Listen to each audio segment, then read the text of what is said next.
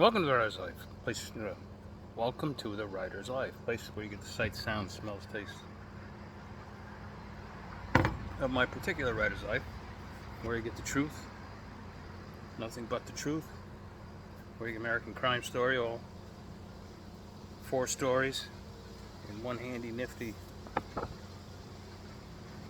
500-page book, omnibus, whatever you want to call it. I was actually using that just to hold the video camera, but it didn't work. So it also makes a handy doorstop. Subscribe if you haven't already. Punch the like button. Tap the bell for notifications so you don't miss out on one single exciting video. Go to vinzandri.com. Pick up the latest and greatest. The Squatters is doing great.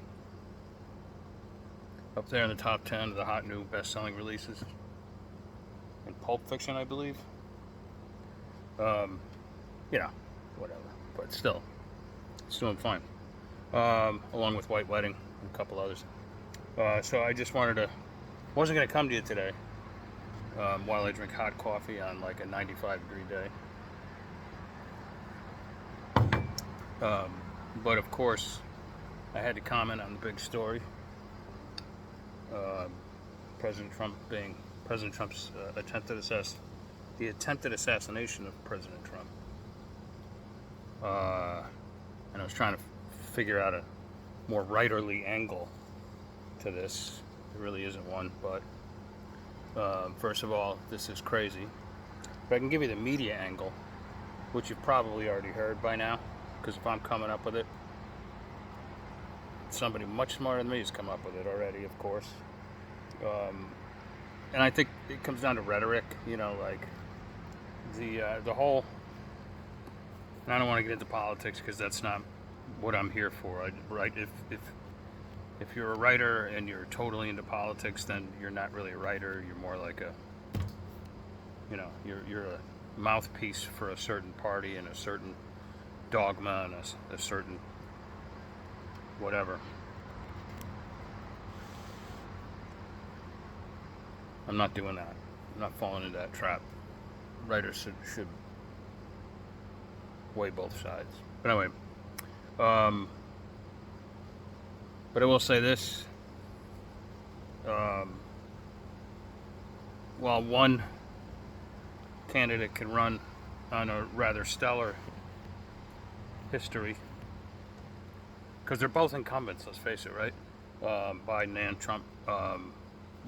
One candidate can run on what could arguably be called, a successful 4-year term. He lied about a lot of stuff, and a lot of stuff did not get done. And then COVID hit, and it was all poo-pooed anyway. But what we've seen during the past 4 years, aside from this horrible illegal immigration,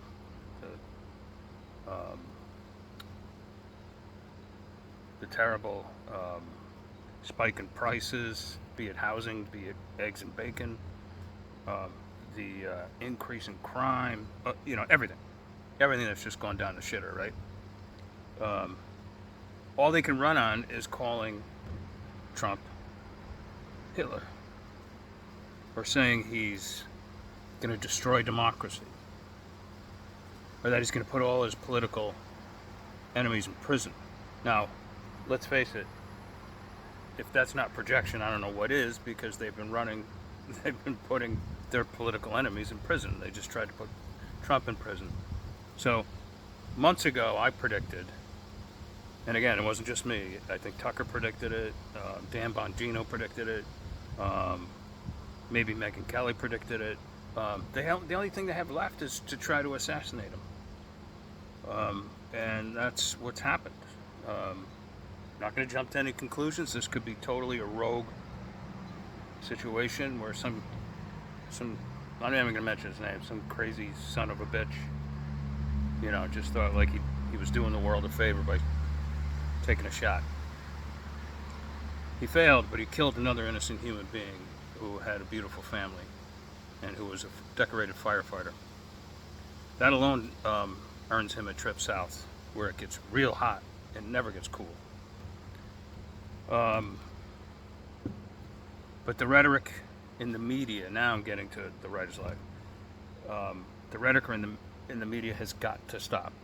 You can't just go around calling people Hitler and a fascist and evil, and his followers and supporters as evil. And you can't be president of the United States and say, like, this man deserves a target on his back. Can't do those things, because then that means it's open season for these freaks, right? So, and a lot of us have Substacks now. A lot of us have these YouTube channels, or a Rumble channel. The media is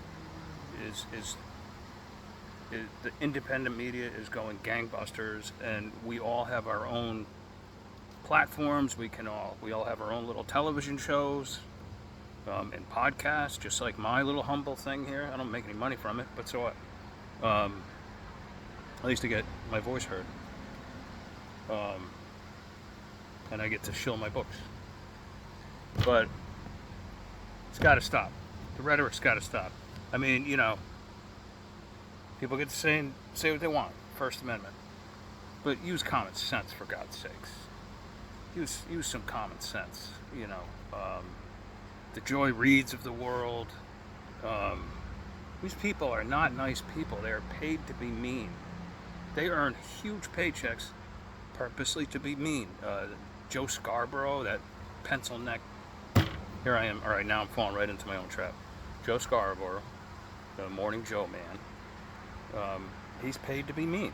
That's what his job is. That is his job description. Here's your script for today. Oh, you didn't know this? This is how it works. Here's your script for today. Here's your talking points. You're going to make it sound like news and opinion, but this is what we want you to get across. Well, I don't agree that he's the fascist, really. Too bad. Say it anyway. You don't get a check. That's how it works. And then the pharmaceutical companies pay the company, and the company pays them, and you see how it works. It reminds me of, like, even when Mr. Trump became president, got elected back in 2016. One of the publishers I had at the time, POTUS, the publisher put out a tweet that was back when it was Twitter. It was like, if you support Trump, if you're a Trump follower, we do not want your business. And I was like, what the fuck are you doing?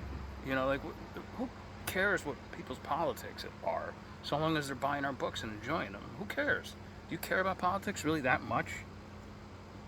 To take sales away from your authors? Guess what?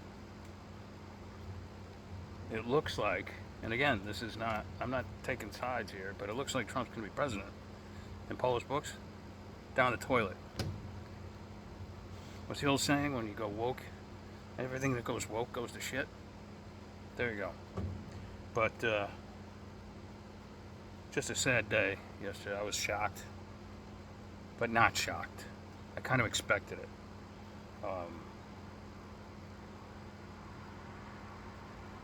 Well, I will say this. I give the guy credit.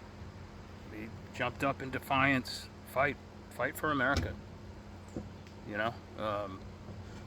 Next time you feel like, things aren't going your way, just remember that. The guy had a bloody face. He nearly got his head blown off within a half inch, probably, of getting a good chunk of his right brain blown out. And he was defiant to, right, all the way out to Hawkeye, the presidential limo.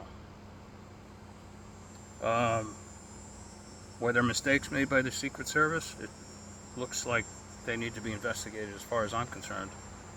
Was this a rogue accident? These are the questions that I've been pondering. Is this a rogue accident, or did this come from,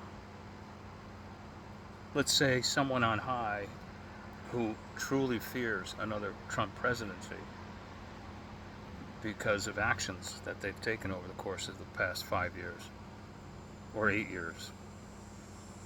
There's a lot of scared politicians out there right now, a lot of very frightened politicians who are probably considering shredding a lot of documents and packing up the house and moving to another country. I kid you not. We'll see how it all turns out. I don't want to get too conspiratorial. But anyway, I hope you're enjoying your Sunday regardless. It's a nice sunny summer day. Putting in the work count today.